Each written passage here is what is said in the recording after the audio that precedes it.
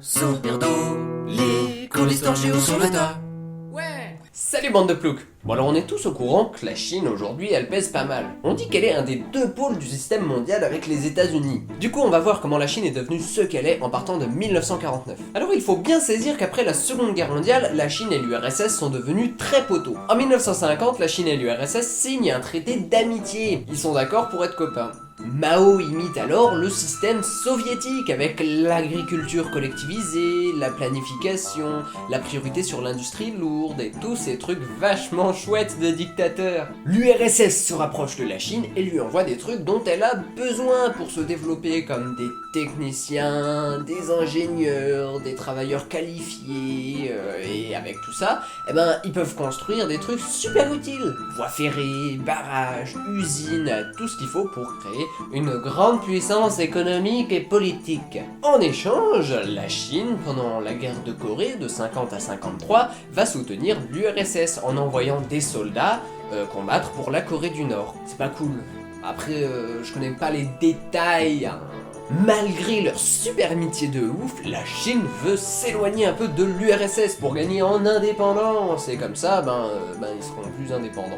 Cet éloignement s'illustre donc par la conférence de Bandung à laquelle participera la Chine. Cette fameuse conférence de Bandung qui regroupe les pays du tiers-monde. Le tiers-monde, rappelons-le, ce ne sont pas seulement des pays pauvres, ce sont avant tout des pays qui ne veulent pas prendre parti à la guerre froide, qui ne veulent ni être pour l'URSS, ni pour les États-Unis d'Amérique. Il y a aussi d'autres trucs qui vont décider notre cher copain Mao à ne plus être grand poteau avec l'URSS. D'abord, quand Staline meurt, Khrouchtchev arrive au pouvoir et veut déstaliniser l'URSS, ce qui se traduit par libérer les prisonniers de Goulag, condamner les crimes du gouvernement de Staline et renoncer au culte de la personnalité. Et tout cela ne plaît pas du tout à notre cher copain Mao parce que lui a mis en place un système stalinien, un communisme stalinien en Chine.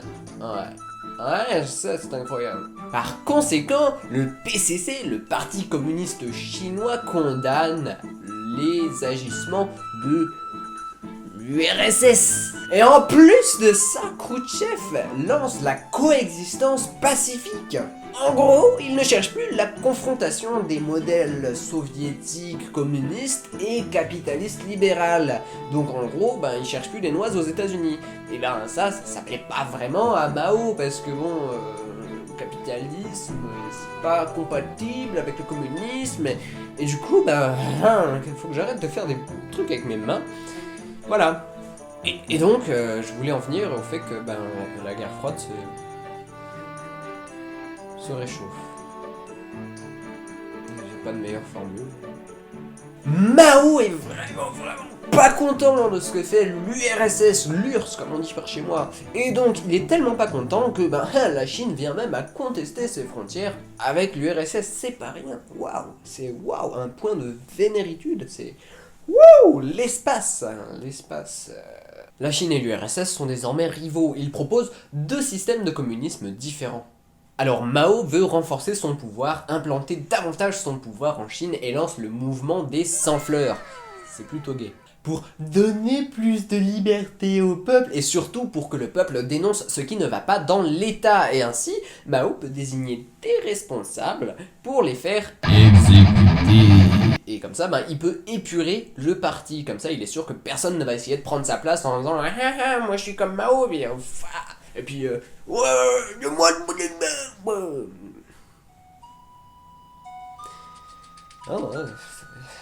exécution, déportation, emprisonnement, bref, des trucs pas très sympas, en perspective. Au bout du compte, c'est juste une grosse répression contre les jeunes, les opposants et les intellectuels. Alors Mao commence à sérieusement s'emmerder et décide de faire avancer encore plus vite les choses et comme ça, il développe le thème d'une société soi-disant plus égalitaire et tout en continuant à améliorer son culte de la personnalité parce qu'il s'aime, Mao, il s'aime. Oui, il s'aime. Il lance le grand bond en avant, donc de 58 à 62. On collectivise l'agriculture, on fait de grands travaux et on crée les communes populaires, ce qui signifie qu'on met tout en commun dans les villages et qu'on partage tout dans les villages. Genre, Roger, il veut emprunter l'appel de Gérard, bah, il va pas lui demander parce que c'est pas l'appel de Gérard, c'est l'appel du village. Et là-dessus, Mao demande aux paysans de délaisser l'agriculture pour se concentrer sur la production d'acier. Résultat, une famine gigantesque qui fera entre 20 et 30 millions de morts. Félicitations, bravo.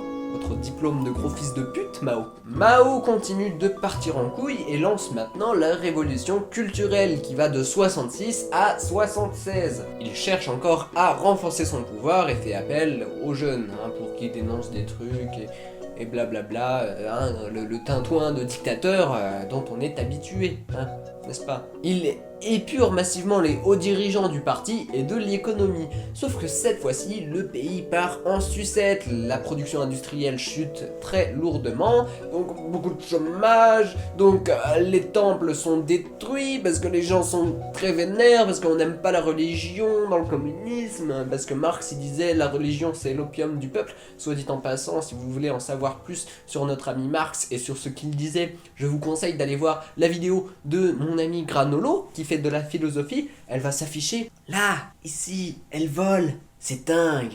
Et donc allez la voir parce que c'est vachement bien. Waouh, waouh. Pardon. Et le pays se retrouve limite en guerre civile. Néanmoins, le maoïsme séduit beaucoup d'intellectuels en Europe et au Japon.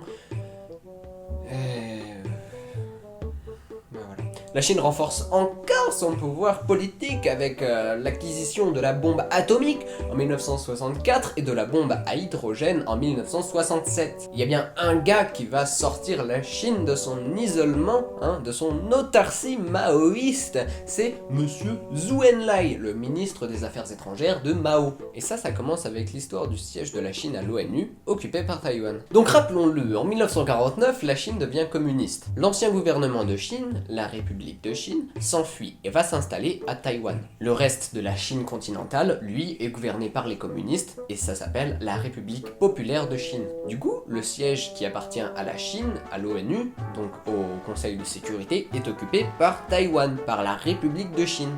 Jusqu'en 1971, date à laquelle la République populaire de Chine va prendre la place de Taïwan à son siège, ce qui lui donne une très grande importance sur la scène politique internationale. Bref, Zhou Enlai va faire des trucs pour sortir la Chine de l'isolement. Par exemple, en 1972, il va inviter le président des États-Unis en Chine, à Pékin. Monsieur Nixon, à Pékin. C'est dingue, c'est incroyable. Je n'en reviens pas moi-même. Après la mort de Mao, en 1976, il y a un vide de 2 ans au gouvernement. Personne ne gouverne vraiment, donc c'est à la suite de ces 2 ans que monsieur Deng Xiaoping arrive au pouvoir. Bref, ce monsieur Deng Xiaoping a un mot d'ordre, un pays, 2 systèmes. C'est-à-dire que la politique chinoise est toujours toute pérave, c'est du soi-disant communisme, totalitarisme, dictatorial de mon cul, mais l'économie, c'est désormais du capitalisme. Wow. La priorité est désormais donnée à l'économie pour faire face à la hausse très importante de population et pour faire une bonne entrée dans la mondialisation. C'est donc la fin de l'autarcie de Mao et le début de l'économie socialiste de marché. Le mélange du communisme et du capitalisme. Voilà, on a vu les débuts de la Chine avec sa quête de puissance politique entre 49 et 79. Dans le prochain épisode sur la Chine, s'il y en a un, ce qui n'est pas du tout sûr, parce que moi je fais un peu ce que je veux, tu vois mec, je fais ce que je veux mec. Donc je disais dans le prochain épisode, s'il y en a un, et ben on verra ensuite sa quête de puissance économique de 79 à aujourd'hui. Ciao.